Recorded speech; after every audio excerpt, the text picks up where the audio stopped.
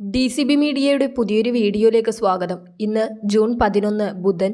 ഇന്നും തുടർന്നു വരുന്ന ദിവസങ്ങളിലും നിങ്ങൾ അറിഞ്ഞിരിക്കേണ്ട പ്രധാന വാർത്താ അപ്ഡേറ്റുകളാണ് ഷെയർ ചെയ്യുന്നത്. ചാനൽ ആദ്യമായി കാണുന്നവർ സബ്സ്ക്രൈബ് ചെയ്യുക. വീഡിയോ ഇഷ്ടമായാൽ ലൈക്ക് കൂടി ചെയ്യുക. ആദ്യത്തെ അറിയിപ്പ്, സംസ്ഥാനത്ത് കാലവർഷം വീണ്ടും സജീവമാവുകയാണ്. ഇന്ന് 9 ജില്ലകളിൽ യെല്ലോ അലേർട്ട് പ്രഖ്യാപിച്ചിട്ടുണ്ട്. ഒരാഴ്ച ശക്തമായ മഴയ്ക്ക് സാധ്യതയെന്നാണ് മുന്നറിയിപ്പ്. കാസർഗോഡ്, കണ്ണൂർ, കോഴിക്കോട്, മലപ്പുറം, തൃശൂർ, എറണാകുളം, ആലപ്പുഴ, കോട്ടയം, പത്തനംതിട്ട ജില്ലകളിലാണ് യെല്ലോ അലേർട്ട്.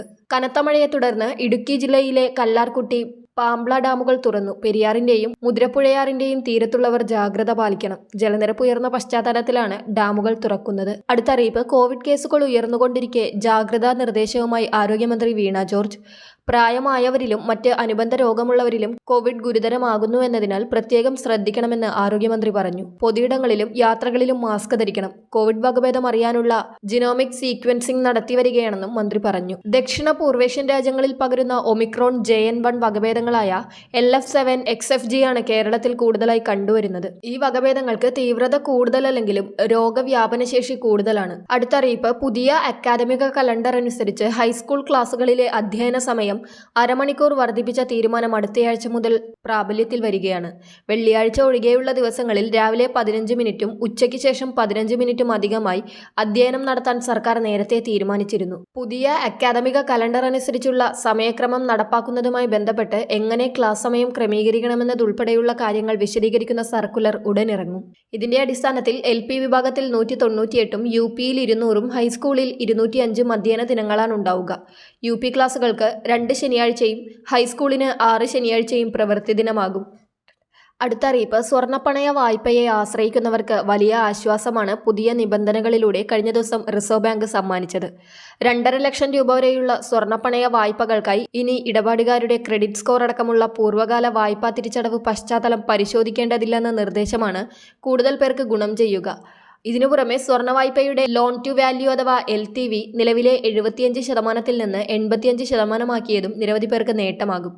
അതേസമയം 2.5 ലക്ഷം രൂപ വരെയുള്ളവർക്ക് മാത്രമല്ല 2.5 മുതൽ 5 ലക്ഷം രൂപ വരെ സ്വർണ്ണപ്പണയ വായ്പ എടുക്കുന്നവർക്കും ആശ്വസിക്കാൻ വകയുണ്ട്. ഇവർക്കുള്ള LTV 75 നിന്ന് 80% പണയം വയ്ക്കുന്ന സ്വർണത്തിന്റെ വിലയുടെ 75% വരെ തുക മാത്രമേ വായ്പ നൽകാവൂ എന്നതായിരുന്നു റിസർവ് ബാങ്കിന്റെ ചട്ടം. ഇതാണ് LTV.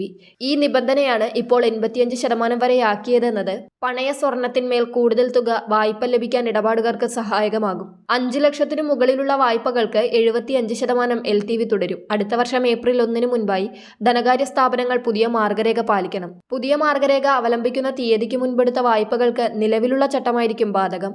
അടുത്ത അറിയിപ്പ്, ജൂൺ മാസത്തെ ക്ഷേമ പെൻഷൻ വിതരണവുമായി ബന്ധപ്പെട്ട് ചർച്ചകളൊക്കെ പുരോഗമിക്കുകയാണ്. ഇനി സംസ്ഥാനത്ത് 2 ക്ഷേമ പെൻഷൻ കുടിശ്ശികയാണ് വിതരണം ചെയ്യുവാനുള്ളത്. അത് ഈ സാമ്പത്തിക വർഷം തന്നെ വിതരണം ചെയ്യുമെന്നാണ് സർക്കാർ അറിയിച്ചിരിക്കുന്നത്. അതുമാത്രമല്ല, എല്ലാ മാസങ്ങളിലും ഇപ്പോൾ മുടങ്ങാതെ ആനുകൂല്യങ്ങൾ ലഭിക്കുകയും ചെയ്യുന്നുണ്ട്. നിലമ്പൂർ ഉപതെരഞ്ഞെടുപ്പൊക്കെ വരുന്നതിന്റെ പശ്ചാത്തലത്തിൽ ഇലക്ഷൻ കമ്മീഷന്റെ പ്രത്യേക അനുമതിയോടുകൂടി തന്നെ ഈ മാസത്തിലെ ക്ഷേമ പെൻഷന്റെ വിതരണം, അതായത് അത് ഇലക്ഷന് മുൻപായി തന്നെ വിതരണം ചെയ്യുന്നതിനു വേണ്ടിയാണ് സർക്കാർ ഇപ്പോൾ ശ്രമിക്കുന്നത്. ഇതിനായി ചില നീക്കങ്ങളൊക്കെ സർക്കാർ നടത്തുകയാണ്.